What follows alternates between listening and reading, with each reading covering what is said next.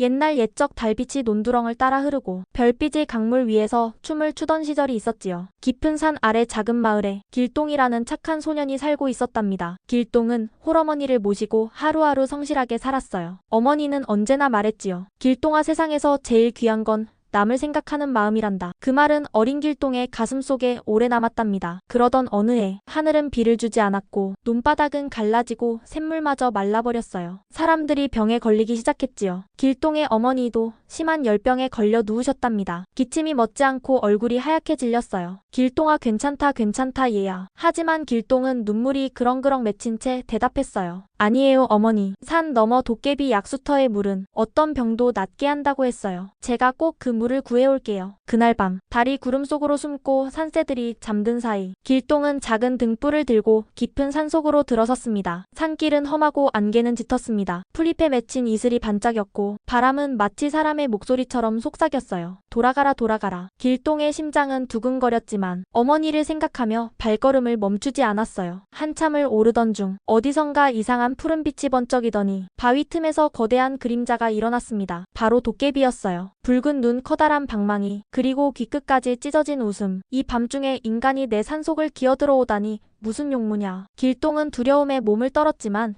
용기를 내어 말했어요. 어머니가 병이 드셨어요. 그 병을 낫게 할 물을 얻고 싶어요. 도깨비의 눈빛이 잠시 흔들렸습니다. 효심이라 요즘 보기 드문 아이로구나. 좋다 하지만 그냥 줄 순 없다. 시간의 문 3개를 통과해라. 그 속에서 진정한 마음을 찾아낸다면 약수를 얻게 되리라.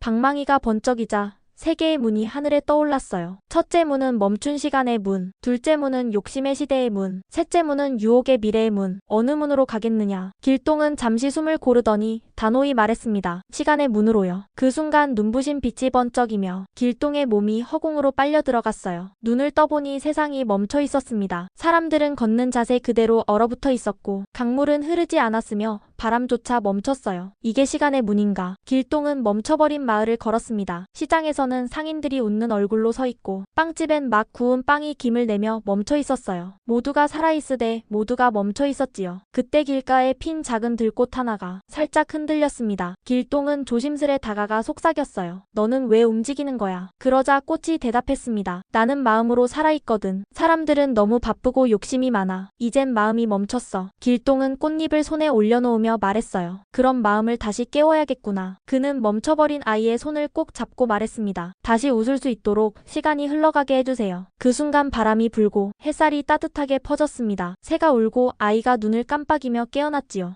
내가 빵을 굽다 잠들었나. 시간이 다시 가는구나. 도깨비의 목소리가 멀리서 울렸습니다. 첫 번째 시험 통과다. 두 번째 문을 지나자 길동은 연기자욱한 도시로 떨어졌습니다. 높은 굴뚝에서 검은 연기가 솟았고 강물은 시커멓게 썩어 있었어요. 사람들은 눈빛 없이 기계만 바라보고 있었습니다. 그때 어린 소녀 하나가 쓰러졌어요. 괜찮아요. 하지만 소녀의 입술은 말라 있었지요.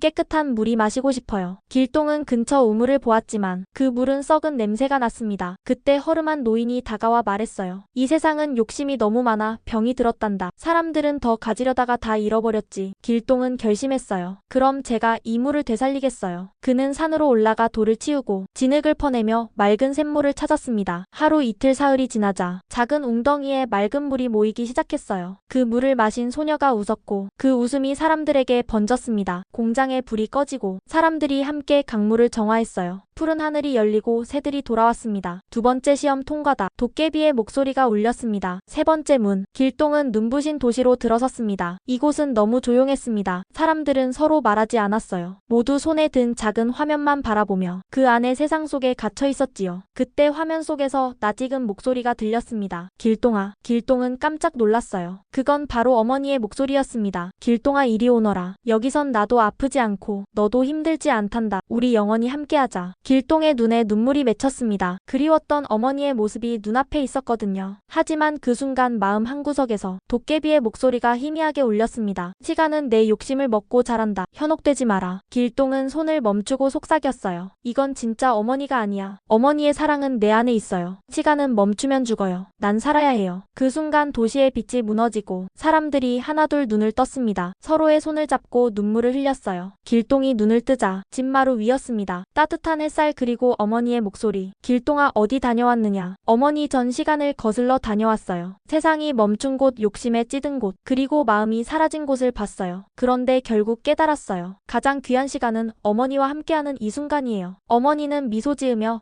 그의 머리를 쓰다듬었습니다. 그래, 그것이 진짜 약이란다. 그날 이후 길동은 마을의 샘물찌기가 되어 누구보다 먼저 산으로 올라 물길을 만들고 사람들에게 깨끗한 물을 나누어 주었습니다. 밤이 되면 산속 어딘가에서 낯익은 웃음소리가 들려왔지요. 그래, 시간은 흘러도 착한 마음은 남는 법이지. 길동은 하늘을 보며 조용히 웃었습니다. 고맙습니다, 도깨비님. 시간을 거슬러 어머니의 사랑을 되찾은 소년 길동의 이야기였습니다. 마음에 들었다면 구독과 좋아요를 눌러주시고 또 어떤 옛날 이야기가 펼쳐질지 달빛이 잠든 밤에 다시 만나요.